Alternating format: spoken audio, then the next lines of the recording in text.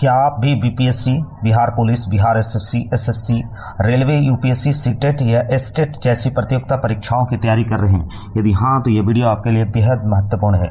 इस वीडियो में हम शून्य बजट प्रणाली यानी जीरो बेस्ड बजटिंग, जिसको जेबीबी को सरल और आसान भाषा में समझाने का प्रयास किया है। साथ ही ये इसकी परिभाषा, विशेषता, उद्देश्य, लाभ हानि और साथ में भारत में इसकी शुरुआत तथा परीक्षा में पूछे जाने वाले महत्वपूर्ण प्रश्नों को भी शामिल किया है।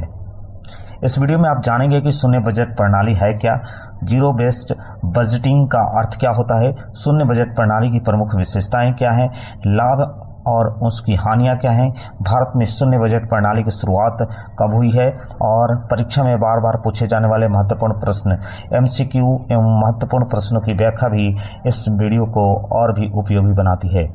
तो देर किस बात की, यदि वीडियो पसंद आए तो लाइक करिए, शेयर करिए और study with exam tension channel को सब्सक्राइब करना नहीं भूलिए। कमेंट करके बताइए कि आपको अगला वीडियो किस महत्वपूर्ण विषय पर चाहिए। जी हाँ दोस्तों, हम आपके समक्ष जो है वो शून्य बजट प्रणाली को लेकर आ चुके हैं। शून्य बजट प्रणाली को हम समझने का प्रयास करेंगे कि शून्य बजट प्रणाली है क्या। शून्य बजट प्रणाली को जीरो बजटिंग या जीरो बेस्ड बजटिंग का या जीबीबी के प्रणाली के नाम से भी जाना जाता है। इसको ध्यान रखिएगा कि जीबीबी प्रणाली के नाम से भी जाना जाता है। ये जो जीरो बजटिंग है या जीरो बेस्ड बजटिंग प्रणाली है, ये ऐसी बजट निर्माण प्रणाली है जिसमें हर नए वित्तीय वर्ष की शुरुआत शून्य से की जाती है। यानी आपको जीरो से शुरू करना होगा सब चीज़ जो है एक नए सिरे से, क्योंकि वित्तीय वर्ष नया होता है इसलिए आपको एक नए सिरे से इसकी शुरुआत करनी होती है। इसमें पिछले वर्ष के बजट को आधार नहीं माना जाता है, बल्कि प्रत्येक खर्च को नए सिरे से उचित ठहराना पड़ता है। यानी आपको जस्टिफाई करना पड़ेगा, ठीक है, कि आपको क्यों ये खर्च चाहिए। अगर इसको आसान शब्दों में हम समझने का प्रयास करें तो यदि किसी विभाग ने पिछले वर्ष 100 करोड़ खर्च किए थे, मान लीजिए कि कोई विभाग है और उसने पिछले वर्ष 100 करोड़ खर्च किए थे, तो अगले वर्ष उसे स्वतः जो है वो 100 करोड़ रुपए नहीं मिलेंगे। उसे ये बताना होगा कि किस कार्य के लिए कितनी राशि चाहिए और वो ये भी बताना होगा उसे कि ये राशि क्यों चाहिए, तभी बजट जो है वो स्वीकृत होता है।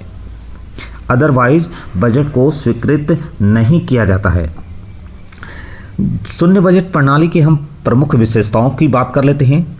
तो इसकी अनेक विशेषताएं हैं जिसकी वजह से ये प्रणाली काफ़ी पॉपुलर मानी जा रही है। पहला तो है कि प्रत्येक खर्च का नए सिरे से मूल्यांकन इसमें किया जाता है। ये इसकी खासियत है कि प्रत्येक खर्च का नए सिरे से मूल्यांकन किया जाएगा। अनावश्यक खर्च पर इससे रोक लगती है। तीसरा चीज़ इसकी विशेषता ये है कि संसाधनों का बेहतर उपयोग इससे हो जाता है। और चौथा जो है, बजट अधिक पारदर्शी और जवाबदेही बनता है। इसकी वजह से ये शून्य बजट प्रणाली जो है वो और भी ज़्यादा फायदेमंद हो जाती है। इसके लाभ में हम बात करेंगे तो इससे लाभ क्या होगा। लाभ जो है, इससे फिजूल खर्ची कम हो जाता है, धन का सही उपयोग होता है। यानी आपको कितनी धन चाहिए उतनी ही मात्रा में आपको वो बजट स्वीकृत किया जाता है। इसके अलावा जो है, कार्यों की प्राथमिकता तय करने में सुविधा होती है। यानी फिजूल खर्ची कम होगा, धन का सही उपयोग है, कार्यों की प्राथमिकता तय करने में सुविधा होती है और वित्तीय अनुशासन इससे बढ़ जाता है।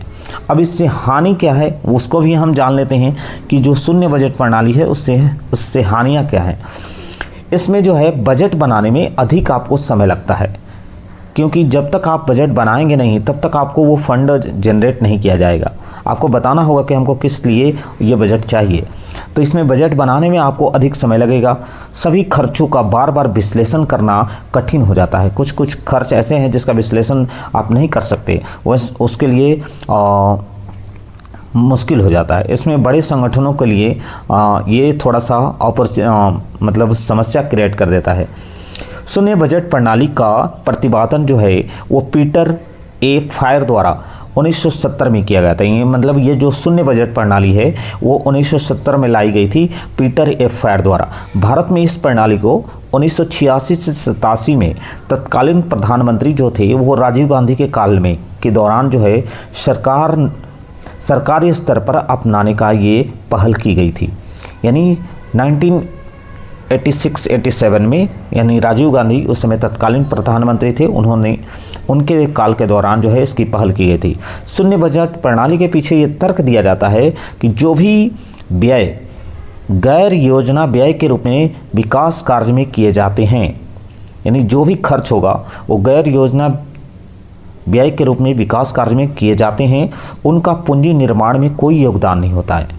इसलिए शून्य बजट प्रणाली इसे नाम दिया गया है। शून्य बजट प्रणाली का सर्वप्रथम प्रयोग जो है वह आपको संयुक्त राज्य अमेरिका में देखने को मिलता है। तो ध्यान रखिएगा कि किस देश में सबसे पहले इसका प्रयोग किया गया है, तो वो देश हो जाएगा USA, यानी संयुक्त राज्य अमेरिका। भारत में अगर पूछ देगा कि भारत में शून्य बजट प्रणाली मात्र एक बार कब लाई गई थी, तो वो 1985 में प्रचलन में लाई गई थी। उम्मीद है वीडियो पसंद